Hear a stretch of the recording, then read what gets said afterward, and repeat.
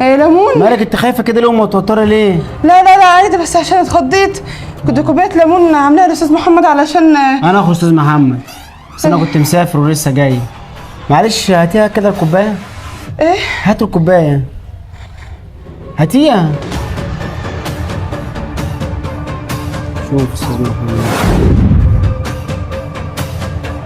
اشربيها بقى عشان شكلك مش عارفه تاخد تبلعها ريقك. اشربيها. لا لا ما بحبش الليمون. اشربيها بس. لا انا مش هينفع. اشربيها اشربيها عشان بس تبلعها، عارفه تكلميني بس ونشوف الموضوع ده.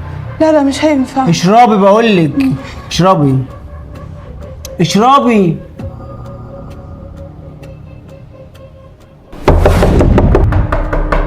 هو احنا نقدر نخبط على كل الشقق كده؟ معرفش لغايه ما حد يفتح ونلاقيه جوه. شفت الشقة دي وما لقيتوش. ثانية يا عم اقول لك على حاجة.